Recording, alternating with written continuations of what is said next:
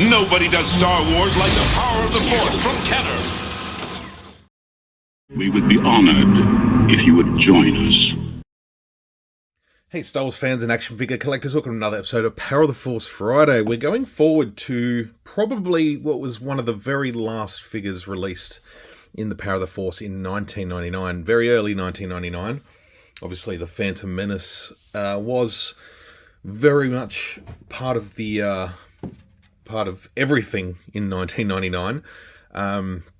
So much so that the last sort of wave, I suppose, of Power of the Force figures even came with the Comtech chips, which was kind of cool. I don't have the Comtech chip for this Han Solo figure, just the loose figure. And I don't even think that the gun I have for him, the blaster, is original. I think it was more of a silvery color, just based on the research. But yeah, this was sort of a very early foray into a more, I don't know, aesthetically friendly Han Solo. And if we look back at this one here, you can see the difference over 4 or 5 years here. You know, we've gone from the V-shaped body to something, you know, a little bit more screen accurate.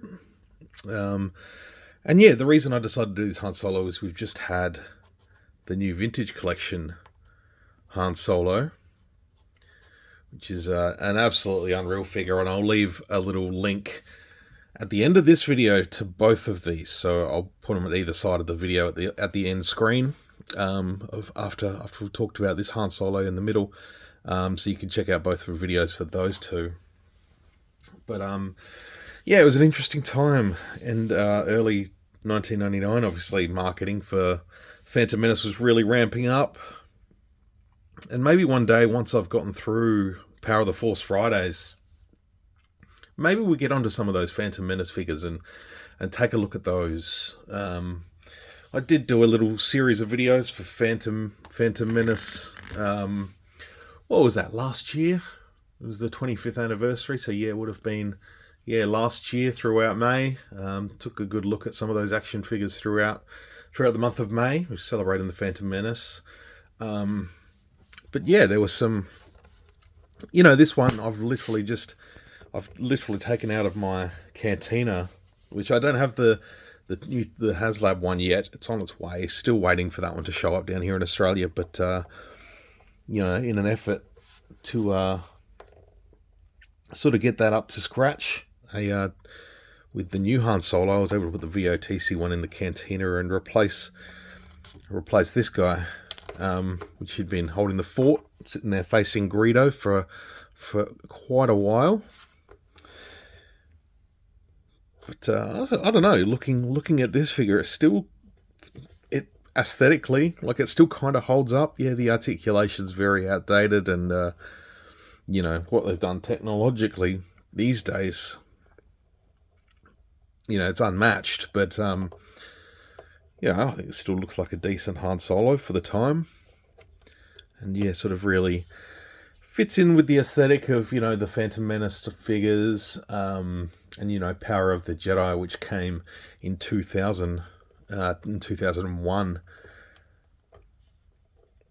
It's a little bit more human friendly. I know they sort of did towards the end of the Power of the Force line, but it was really this sort of last wave that we got a Hoth Leia, among a few other figures. And yeah, this is still a nice Han, I think. I do dig this one, but it's nice to be able to move him over to the Power of the Force shelf. I'm still looking for some duplicates of some of the figures, because, you know, other characters that belong in the cantina and other scenes throughout the original trilogy. The most current figures are the Power of the Force, so I don't have them on my Power of the Force shelf. So it's nice to you know, add a few more to the shelf, just replacing them with newer versions.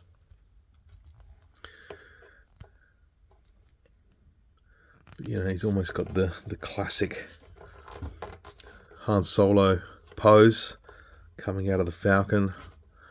Other arm back. This is definitely lead down a dark path of terrible elbow articulation for probably 5 or 6 years after this.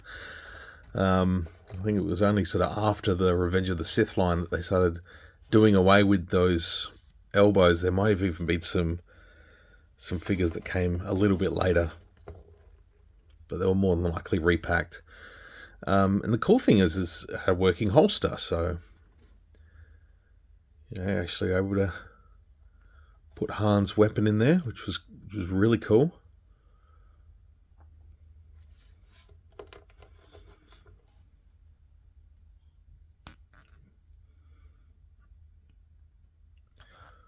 And some extra points of articulation throughout, like the elbow, and then that swivel above the knee. I don't think that knee, no, that one doesn't. Because it just meant when I had him sitting at the bar, you're able to just put that leg up, and then you can put a blaster down there. So when he's facing off against Greedo, waiting to take his shot, you can really get him posed back up on the chair. And I thought that looked quite cool to be able to do that. And there goes the gun. If you know my videos, you know I spend a lot of time throwing weapons on the floor. And that's alright, I'll get that afterwards. But like I said, 1999. Hasbro China, Lucasfilm Limited. 1999, I think this is not a bad likeness at all. Looks like a young Harrison Ford. And the vest being a separate piece. Very cool.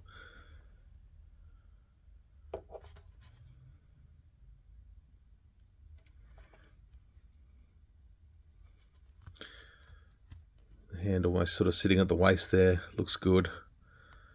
So yeah, just swivels at the head, shoulders, one elbow, both knees, hips, that one leg, and then the waist. So it's that 1, 2, 3, 4, 5, 6, 7, 8, 9, 10 points of articulation for this one. And yeah, for the 90s, you would have been very happy to update old Hulk Han Solo here. Get him on that stand. But yeah, it's amazing how far we've come to get here to this point.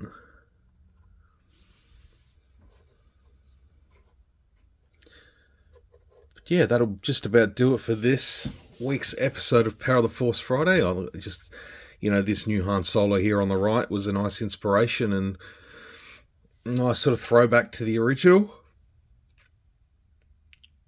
Sort of shows some of the cool steps in technology that were taken to get to this point.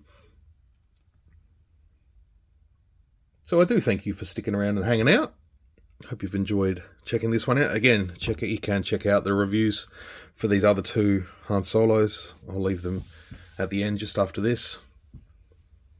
So I'd love to hear your thoughts on those as well. And we'll see you again very soon for another episode of Power of the Force Fridays. Until then, may the Force be with you always.